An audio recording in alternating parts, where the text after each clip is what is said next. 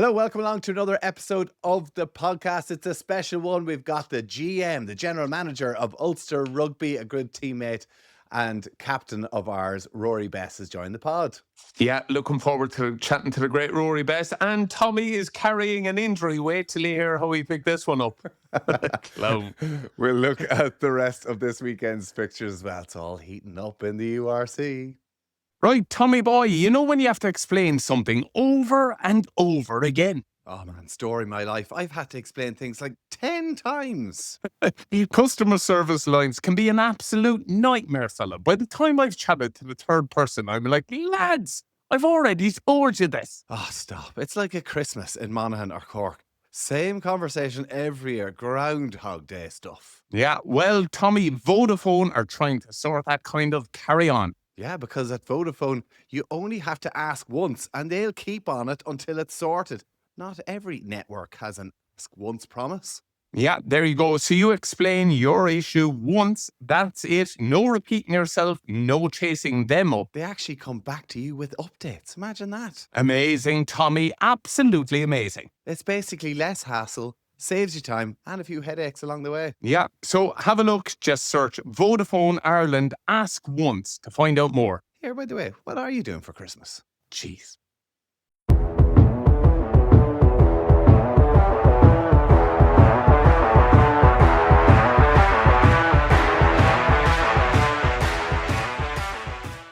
Right, here we go. Another episode of the Offload podcast, a special episode of the Offload podcast because it's a big week. It's a big couple of weeks for our next guest. 120 odd caps for his country. And done loads more. But now the GM, the big bad, the big dog, and Ulster Rugby, Rory Best is with us. Rory, Go on, Rory. Man.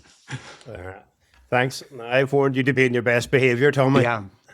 Both of us are nervous. You have kicked straight back into captain mode, and both of us are on edge. We're there. Can we slag him? How are you keeping? How are you? I'm good. Good. Busy, but no, things are all right. And yeah, no, it's mostly good crack. Talk to us because listen, you retired from rugby. You went off and you were working insurance. You were off playing lots of golf. You've now gone back into the fold with Ulster Rugby GM, which is kind of this new title that's been brought in across all the provinces.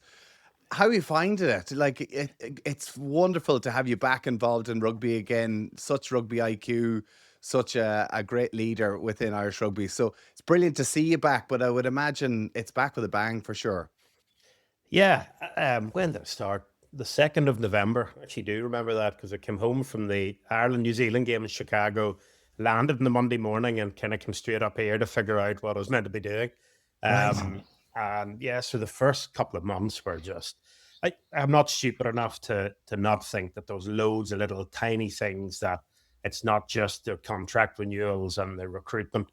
There's so much more to it, but actually the breadth of what there is and the bits and pieces that are involved in it was probably, I wasn't 100% sure what it was, and I figured that out as I went along.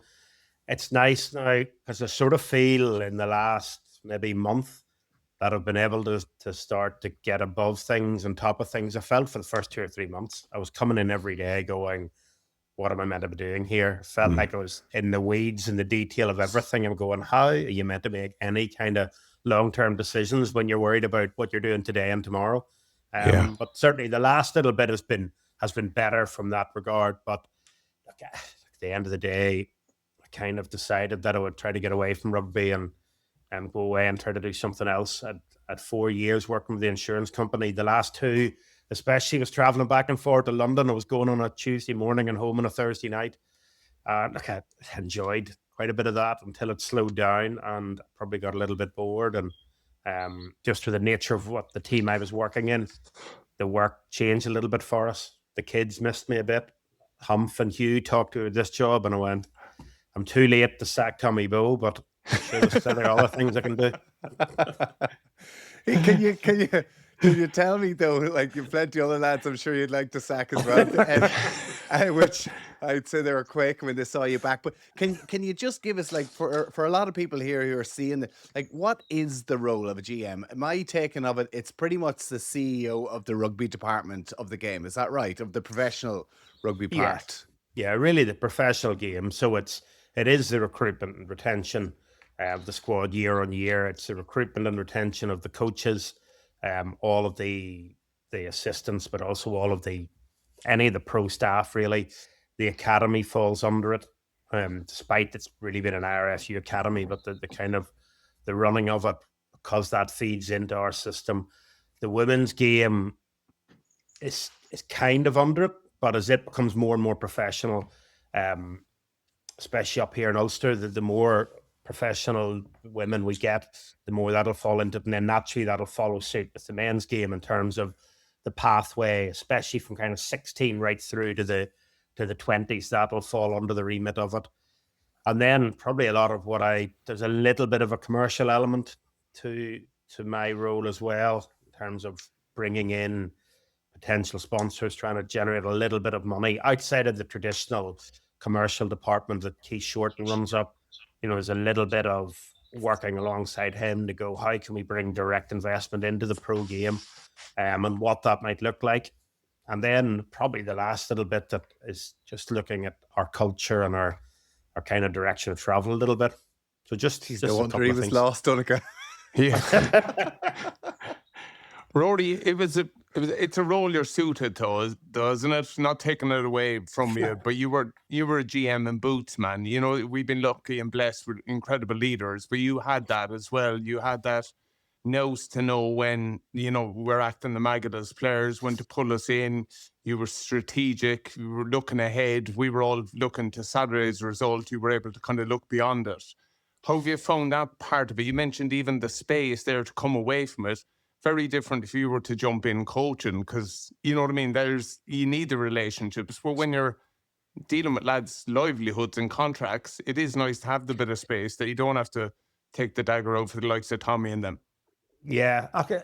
Look, there's no doubt, and look, Dunners, obviously appreciate what you're saying. Thank you for that. And I don't think that ever particularly wanted to coach. I think the hours that they put in, like you remember watching Paulie putting in those. I did enough video stuff, and I'd like to think I did plenty of video stuff, but not to the extent that their coaches are having to do it. The thought of sitting down and watching 4 games back to back every day just wouldn't. I still watch quite a bit of rugby, and I watch it for different reasons. If we're looking at players and trying to get my take on things, but ultimately to get back into the game, this probably felt like the right role. And look, there's a few things that I do slightly differently. I don't travel any of the away games, and probably a bit of that is to keep a little bit of distance, because the sad reality is, and probably found it quite difficult to do, is when you're having conversations with guys that have been at this club, even if they've only been at the club for a year or two, but especially the ones that have been there for maybe 8-10 years plus, and you're having a conversation to say there isn't a contract. It's really difficult. It's not particularly pleasant to do, but unfortunately, my job is to make sure that we put the best possible squad together for next season. But it does allow you to think a little bit bigger. And look, ultimately, I know what it was like as a player when you lost a game. It felt like the end of the world, whereas I tried to take a bit of a bigger view on it.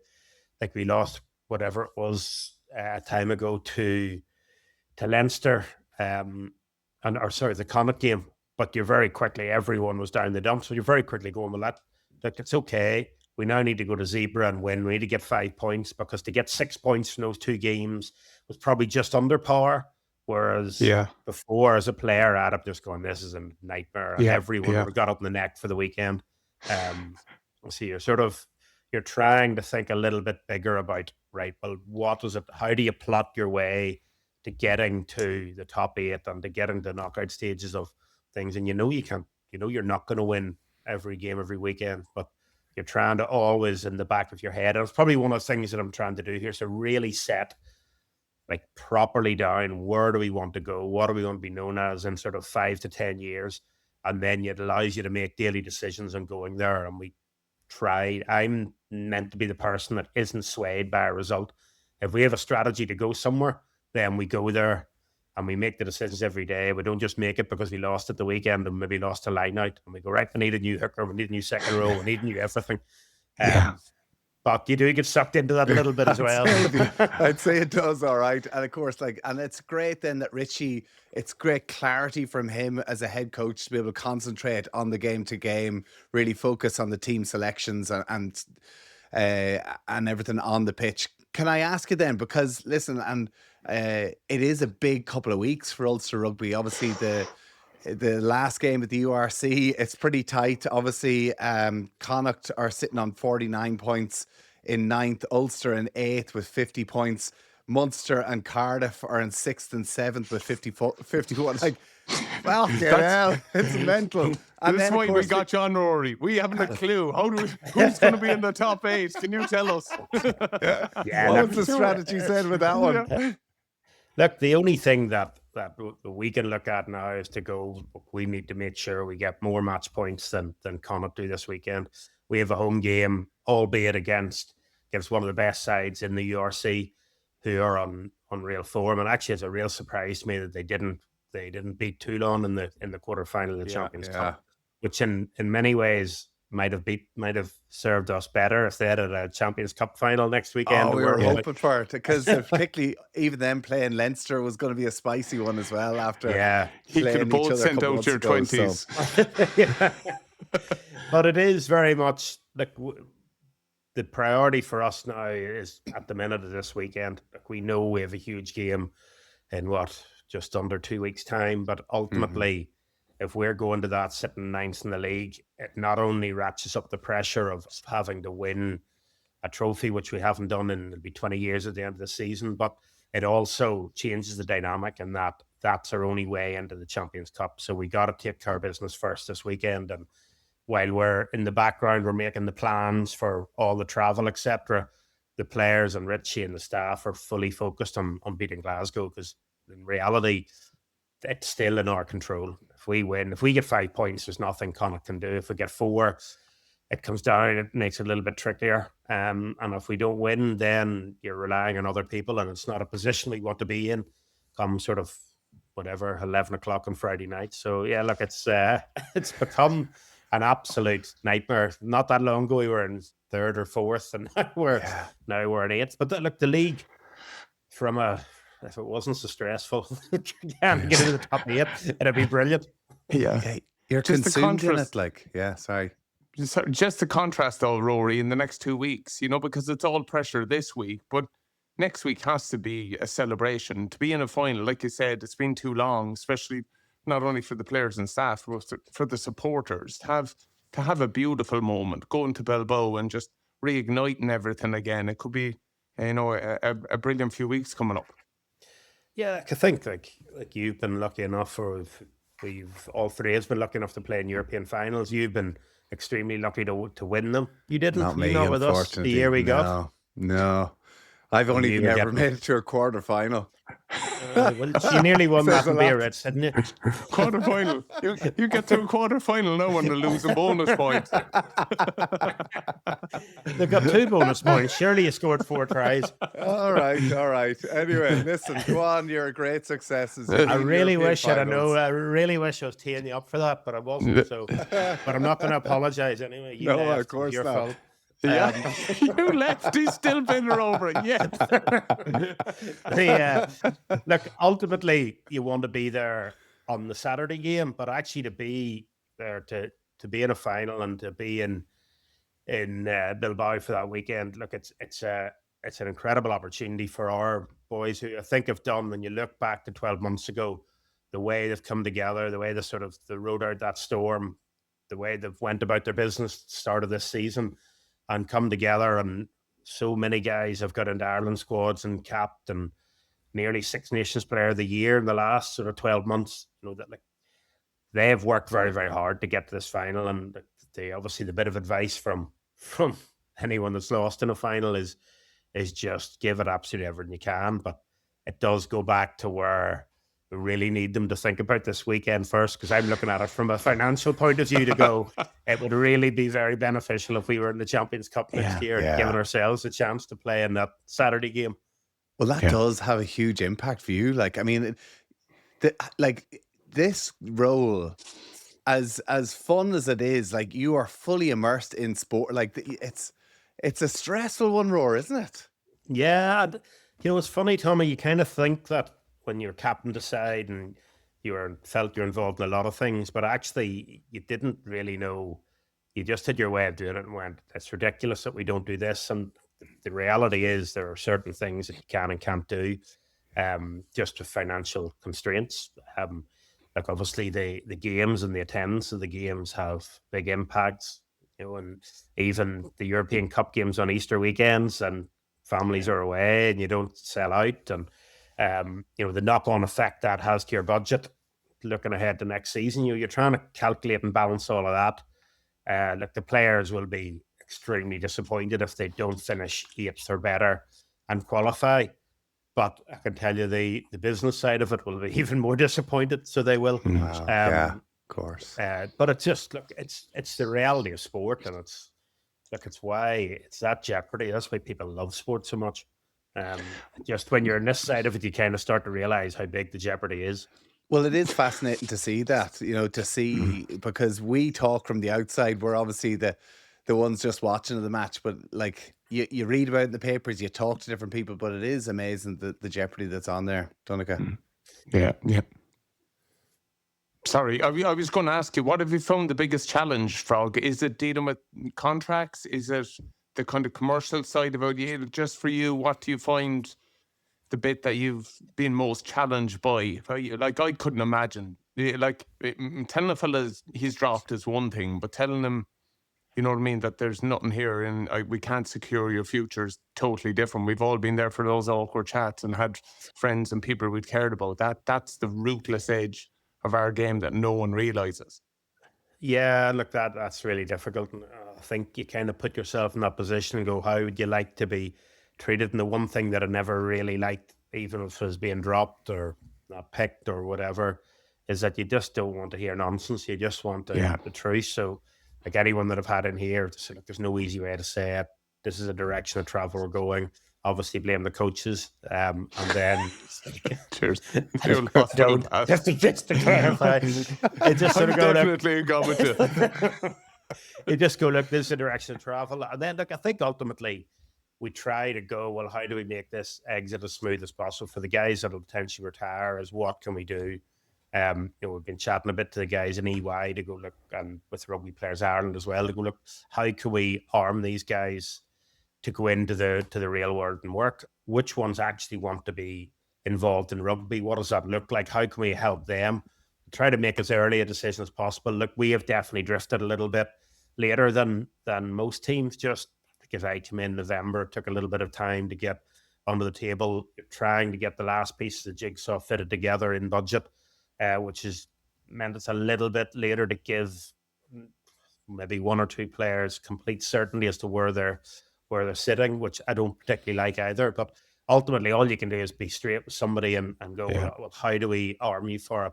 We'd like to, as Ulster Rugby goes forward, we do need to, I'm very aware, for us to get to where I want us to get to, we need to have a really strong academy. To have a really strong academy, we need really strong 18-year-olds leaving school. To do that, we need to really bolster our coaching.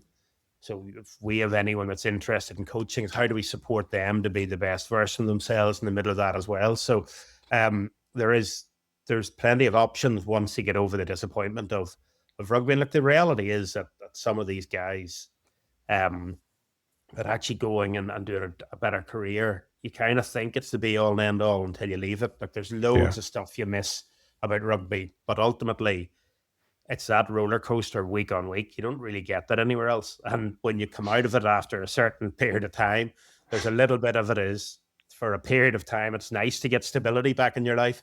Yeah.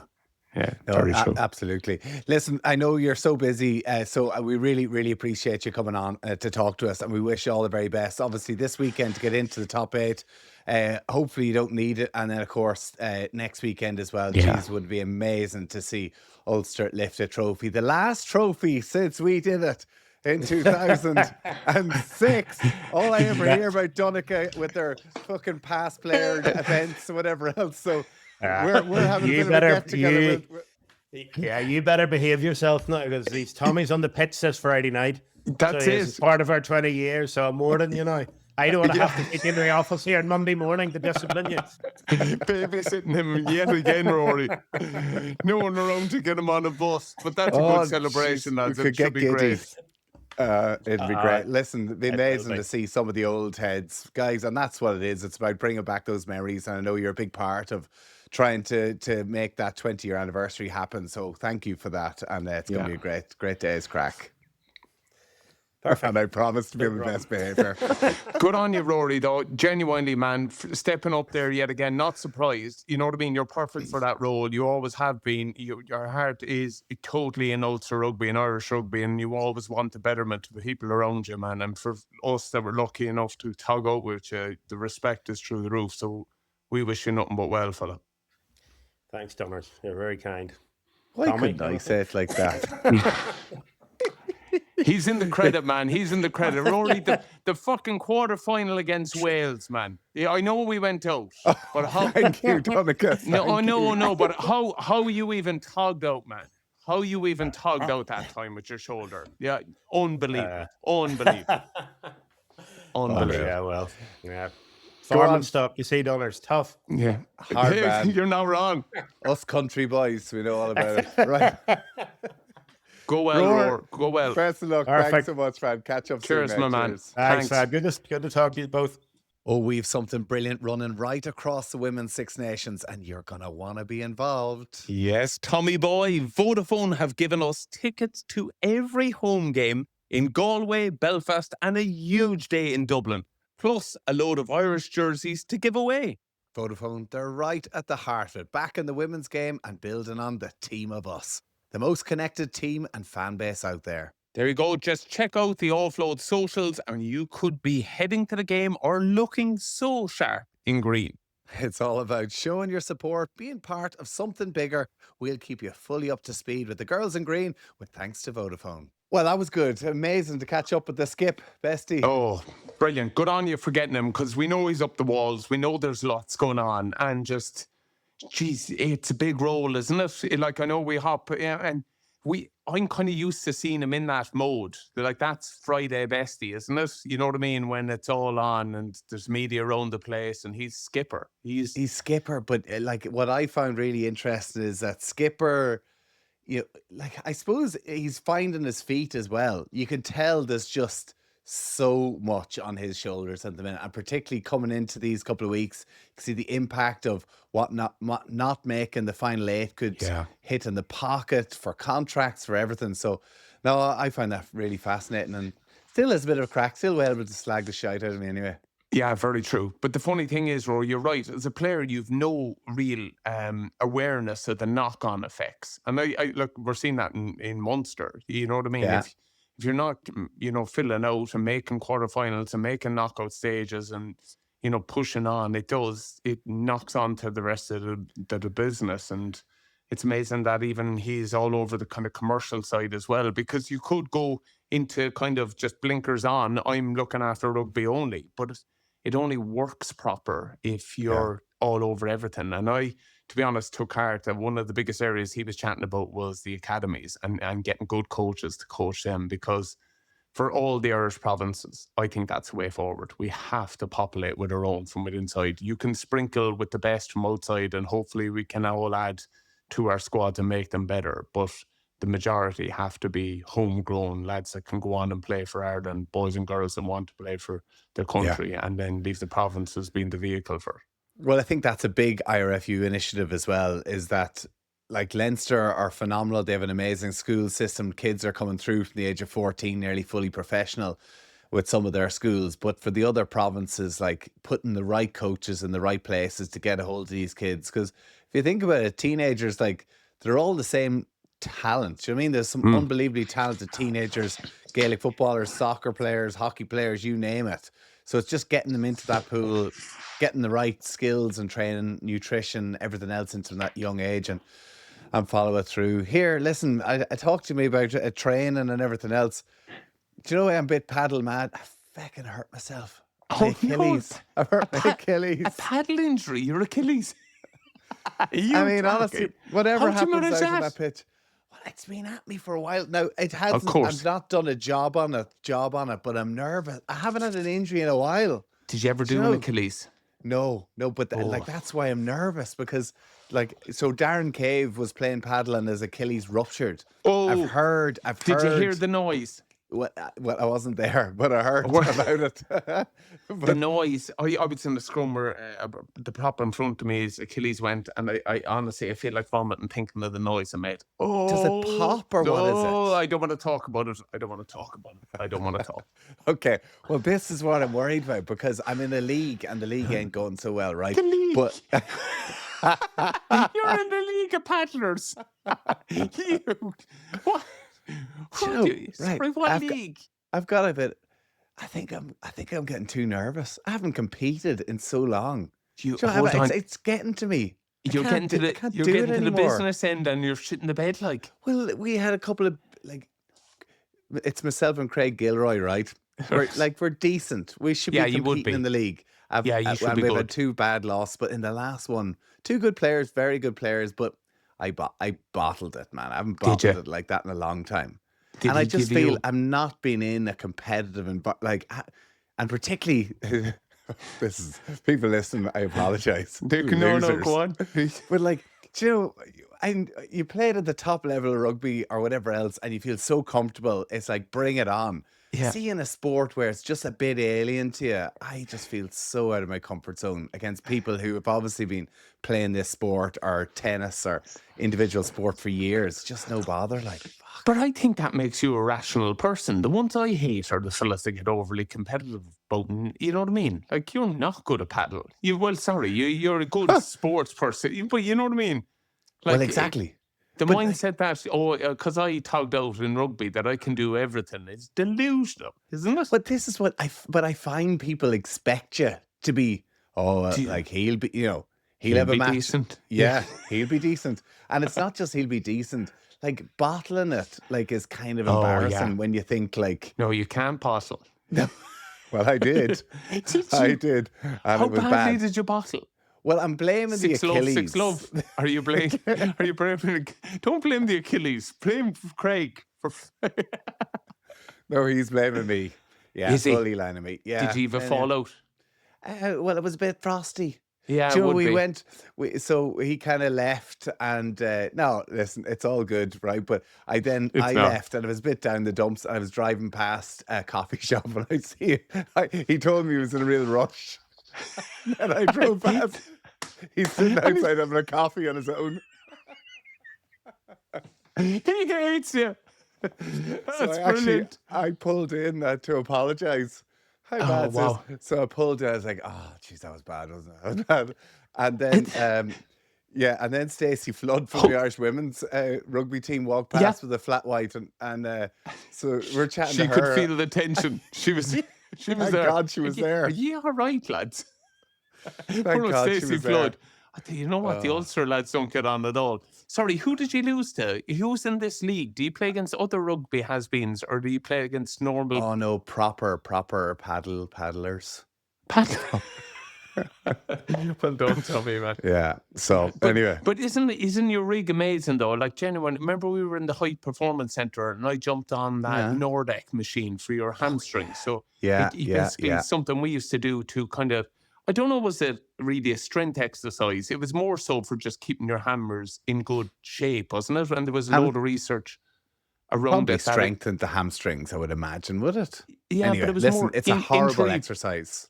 It was more injury prevention, wasn't it? That's the main reason we used to do it. They were felt if you were handy at that, it kind of kept injuries at bay. And I remember people are listening, right? What this is like, so say get your husband, wife, boyfriend, girlfriend, whatever else, kneel down and get them to lean really hard on your heels. Yeah, and then you try and keep socks. a straight back and go as far, your chest as close to the floor as you can without dropping. Like, it's a killer of an exercise. And I remember there was 1 or 2 players who were able to go all the way down, touch their chest off the ground and come all the way back again. There was lads holding 15 strength. kgs at some points. You know what I mean? Freaks No out way. there, man. I'm telling you. Yeah, Wow. yeah. Okay. Well, so anyway, you had a go. We both had a go at it. Wasn't Well, you it? weren't Like, bad. I was in bits for, like, it was sore. It's proper. I still am, man. I'm still kind of nervy in my hammer, and I'm there like, oh man, because in your head you're Peter Pan, aren't you? You're like on your head, you're there any minute now. Andy Farrell could give me a shout. I could still. Well, if he saw me playing paddle, he wouldn't be thinking that anyway. He's lost it, that fella. Oh, good. so embarrassing. Hey, we're going to talk quickly about the rugby, but you're heading away. You've a big couple of big week or a couple of days ahead, don't you? I'm heading away to Sierra Leone with UNICEF. Yeah, so heading over there. There, is a week-long trip. Basically, there's a few programs having a look at. One of the biggest one is probably gender-based violence. So just having a look at some of the areas that Irish people have helped fund and programs that they've helped put in place, and just basically going over there to nearly report it back and just show what. Right. And what will you do? Just go and have a tour around, see what? Yeah, pretty much, and meet the UNICEF staff, meet the people that use these facilities. Last time I was there was an incredible program, Tom, because they use soccer, right? They used soccer as this is awful to say because it's sport, but they use it nearly as a tool because they know young men are interested in the sport like that. If you put on a competitive, so they got these brilliant pitches, proper referees, proper goals, proper footballs and jerseys. And then they would organise tournaments. But before the tournaments would kick off, they would speak about and they would present about gender-based violence, because these young men probably see things in their house and might think that's normal. But if you can kind of break that and educate them around it to the proper way to conduct themselves and be respectful around women, then it can make a lasting effect. So Jeez, it was very really good. weird to see. Yeah, it was really different to see it that like every one of them was there for the sport. You know what I mean? And then you're there. This is actually a nice way to get a message across as well, to kind of use it as, I hate to say a tool, but as an instrument it's further absolutely develop. that. And if it works, it's brilliant. You know, that's exactly. And I think sport is such like, whether it's bringing people together, whether it's educating, there's so many things you can get from that. And as you say, in Sierra Leone, it's one thing that you can hopefully get people involved and then get your message across. That's brilliant. Yeah. Tell me, like, do you like, are you in a camp bed? Like, how do you sleep whenever you're away on a trip like this? The last time we were in the UNICEF kind of, they had like a compound where a kind of camp that they'd been in. But I've been in Haiti. I was in a place called Camp Charlie, and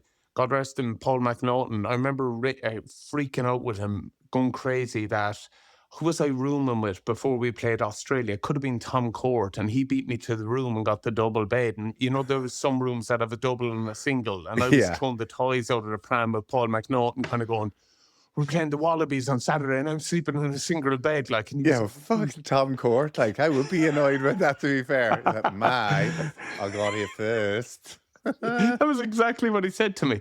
But then, honestly, a week later, I went to Haiti with UNICEF and I was staying in a camp bed in Camp Charlie, man, and I was never so grateful to have it when you see what people are dealing with out there.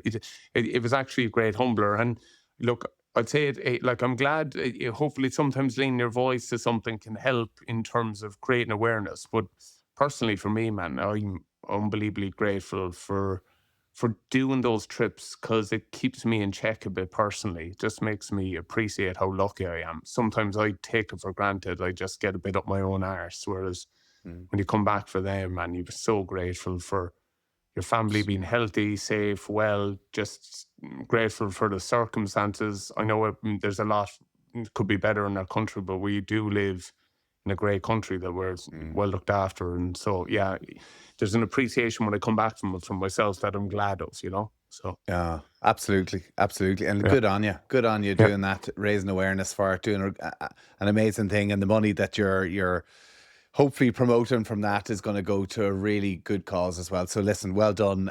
It's a bit of a tough one now to go in to talk to how important the matches are this weekend. Well, you went this way, didn't you?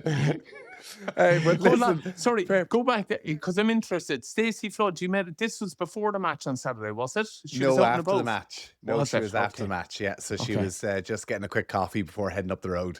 Yeah. And so yes, she's telling us obviously the big match this weekend against Scotland, the Aviva Stadium. Huge amount of tickets sold. Hoping to see a lot more, up to maybe 40,000+, all going well. So that's going to be a cracker.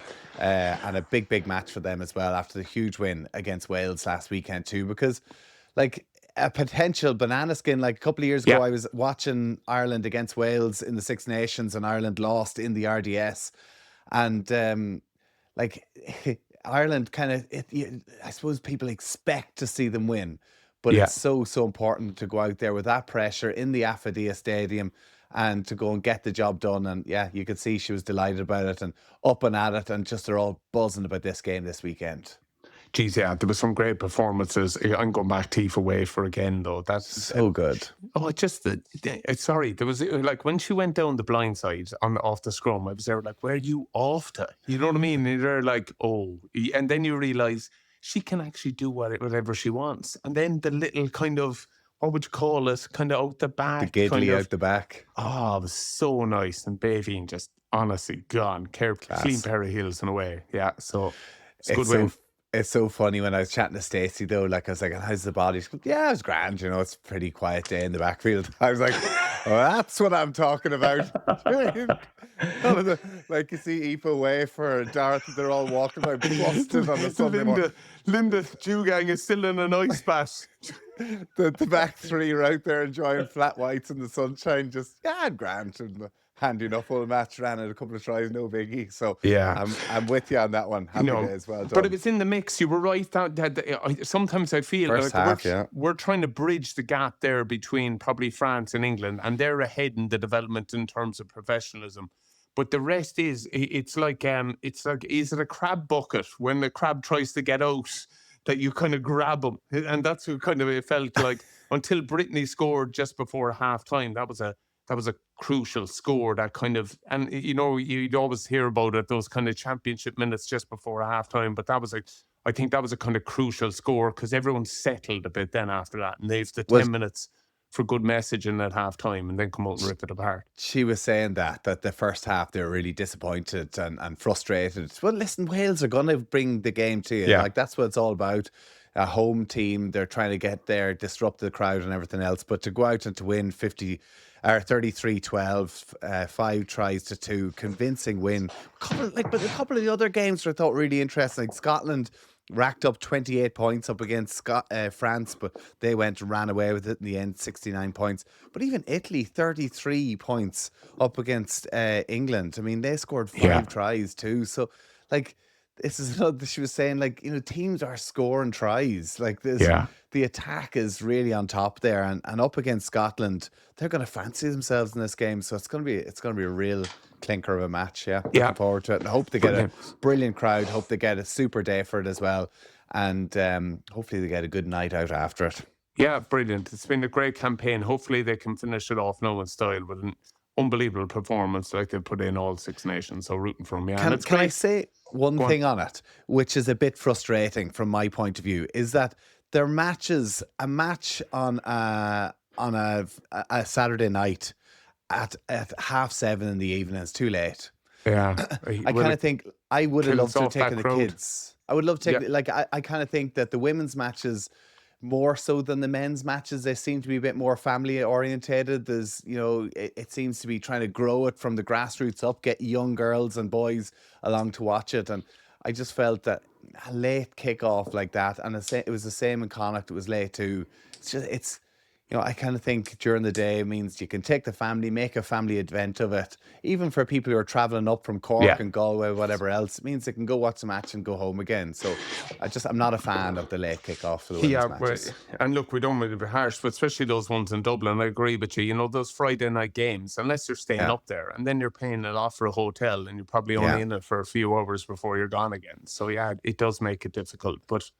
Yeah, to grow the game, to get the support, I just think it's really important. Like they're 2:30 this Saturday against Scotland in the Aviva Stadium, so it's going to be a great event, a great atmosphere, a great time. So that would be my one. It's probably something that needs a look at, Tommy, all over though, because Munster, it always feels right for me for Munster to play at 5:30 on a Saturday. That it allows you time to probably do stuff in the morning in Cork and then travel up to watch the match. Whereas if you're playing kind of Fridays or earlier, but then I always thought Ulster kind of Friday night, for some reason it always seems right, Ulster. But maybe that's changed now in terms of the way people don't work as much on Fridays. Maybe your Saturday. That was it. Yeah. It was always that. It was always a Friday night Ravenhill, and people used to finish up work and they go to the pub, and then they used to just see buses just carting people in from city centre out to the stadium and then take them back after it. But Wow. yeah, most people are twats now, Donncha. What? Do you know what a twat is? No, go on. Give me. They work Tuesday, Wednesday, and Thursday. You to me, like it. There you go. Look how happy he is with his twat. So, I mean, I don't really work Friday either, but so they're saying, but like, listen, the crowds are starting to come back. Ulster have gone through a difficult period, and I think that the more they get results and the more they pull out performances, like they did against the Stormers last weekend, It's a great game. Heartbroken the way it finished, and Nathan Doak with that penalty try at the end. Oh, sticker, but. Listen, can I say, that's how it right, goes. when you slow it down and you look at it, it is yellow, and fair enough. But I genuinely don't know what else he can do there. Nothing else he can do. When you're on the line, how brave of him. We slag other players for not being brave, and boom, there he is. He throws his body in the way, like reckless to his own I'm going to safety. say to you now, he is playing really well. I actually am seeing him. He's going to be pushing Casey for that backup 9 slot at the minute. Honestly, I think he's playing the best rugby I've seen him play in his career. So yeah, I'd agree. He's playing so well, and I think there comes a point in your career where that little bit of confidence, and he has that now, that bit of swag, self-assurance. Yeah. He knows he's decent. He knows his value to the team, and he's an excellent goal kicker, man. Honestly, that's the other thing. Like, you bring him off of the bench in Ireland, and it takes the pressure off a Jack Crowley or a Sam Prendergast or Harry Byrne. You've got somebody there who nails his kicks. So this is going to be something Andy Farrell's going to be looking at. Listen, let's move into the Hold on, go on. don't. Let's go. Stormers. It was a great game. It was great. I'm kind of looking at it from outside, just loving the game. It was brilliant. But the big talking point was Ian Henderson, and we're going to probably chat in the Munster match because they were both very similar to this kind of side entry. They're going down as croc rolls. Yeah, croc roll. Yeah, I like it. I have to say. You think red card? I think if somebody is poaching over the ball, you have to protect them. You have to take them out straight on. And okay, I hear you, the croc roll, roll backwards towards yourself, but rolling over the top of their knee. Nobody wants to see ligaments gone. I mean, that happened to Tom O'Toole. Was it last season? He got 6 or 8 weeks. We're talking to Rory about that. And I was thinking, that's a joke. But at the same time, I think that person did wreck their knee. You could see the person who, Hendy's a big lump. No, I know that. Landing on somebody's knee in an awkward position. But I do think there's no intent. I think the problem was because we used. You were there, Tommy, or were you? We used to practice. That was a legitimate training technique of clearing. But we someone didn't out. train to go over their knee. Well, we probably did actually. We didn't train to go over their knee, but you cleaned in that way. You got the knee. So that's why it was in that side.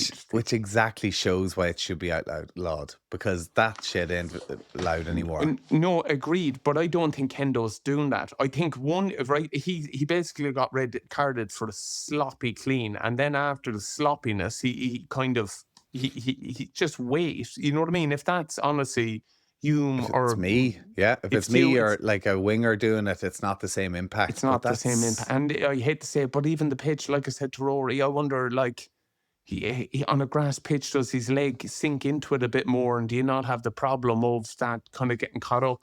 Look, I'm all for it, but I hate to say it, but I don't think there's any intent. I don't think Hendy's going into doom on what we know as a croc roll. I think red card him for a sloppy clean or for duty of care, not looking out for. But that is. But listen, it's the same as Diarmuid Barron for Munster against Connacht as well. There's no intent. Listen, it's the same as a 50-50 ball going into the air, right? Sometimes you get it wrong. And what they're trying to get that out, and there's no intent. But if you mistime your jump and you take somebody out, like Max Deegan did against Werner Koch with Ulster, his eyes were on the ball, but unfortunately, Koch, there was no intent in it, but it was dangerous. And if it's dangerous, you got to get penalised. And I think, as harsh as it is, and I just hope that Ulster are able to get Rory, they probably will miss Hendy this weekend. I'm praying that he'll be back available for the final, because he's such a talismanic leader, has been such a big part a day like of that, Ulster yeah. Rugby, and he deserves to be there. So listen, Agreed. I'm hoping. It made me, this weekend made me think yet again, and you know my views on it, but I just think, poaching needs to go. I genuinely think it's the common denominator with the problem. And like, you can ask players to be better and in terms of clean and stuff like that, but the one thing that always causes it is the ability to poach. And I was a fan of it when there was very few people able to do it. But if you look at it now, everyone's a threat over the ball. You know what I mean? Like before, it was probably unique to back rows. But like someone like Tyg Byrne is just incredible at it. I know it would be like take away from his armory, but I don't know. I just think we see too many injuries with it. We see. I'm surprised we don't see the poacher getting more injuries. You know what I mean? That what turns would over replace it, and then that just goes back to stamping and lads climbing over the top of each other. Do you remember like that was there before? No, I think you winning the space beyond the ball, bringing back not necessarily shooing. But stay horizontal, kind of. Instead of poaching hands on the ball, exactly. I don't know. I just think we're going to see more moments like this of kind of red cards and sloppy cleans. I don't know. I saw Ferris. I saw a right few people having a right cut at this decision, that the red cards, and I think Diarmuid Barnes in particular. But listen, what did you make of that? Can I talk about that game? That was a tough one. It's tough one. I was, look, I'll be honest, I was gutted. For 2 weeks build up into that game, and I know you're going to say you're without the kind of two main leaders in Tyg and Jack, but just I was really disappointed what went out on the pitch in terms of performance. If you have a 2 week lead in, and you know what Connacht are going to bring, and we got handed our ass. Fair play to Connacht, brilliant. I thought full merit for the win, and just good to watch in terms of everything they do, in terms of basics done perfectly all the time. They played really well. They played really well. Jesus, but they are good at home. They didn't even need to. You know what I mean? Honestly, we looked miles off. Your attack, I don't know. Your attack looked like it was going nowhere. I was a bit lost with that.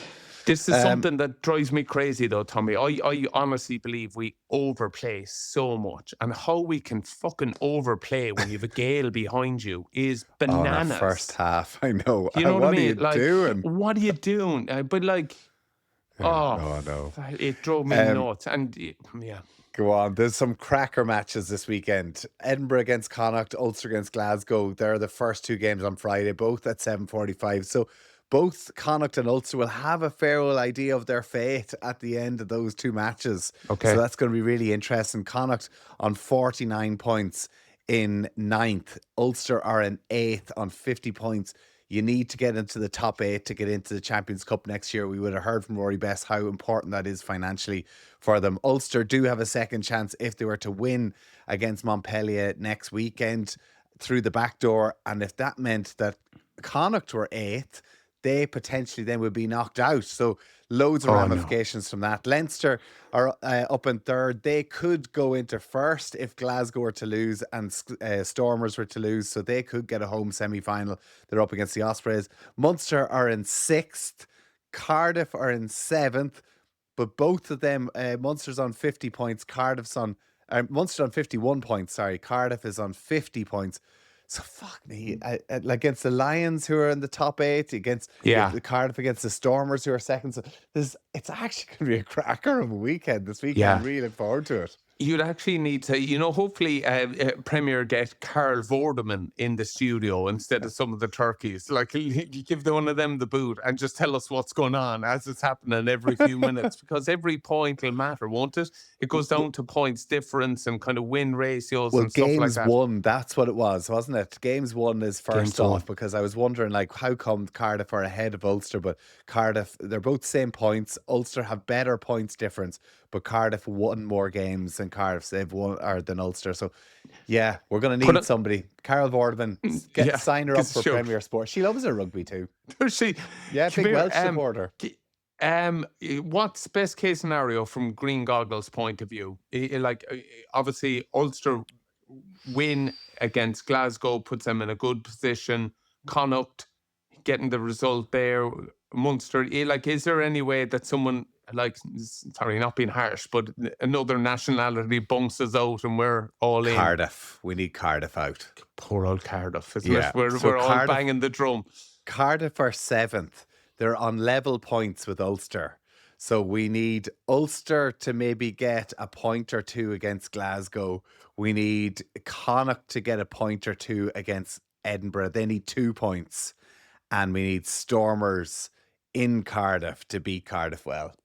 Come on. That means Come all on, 3 Stormers. provinces are through. I love the way we just took a flyer on But Cardiff. look, from Ulster's point of view, Glasgow are in first, but if they were to lose out points, they could drop to 3rd with the Stormers and Leinster overtaking them, which means they would lose a home quarter and semi-final. So Which is vital for the Saffers. Yeah. All to play for. If they get kind of home, there's only one team could go over there and win the championship.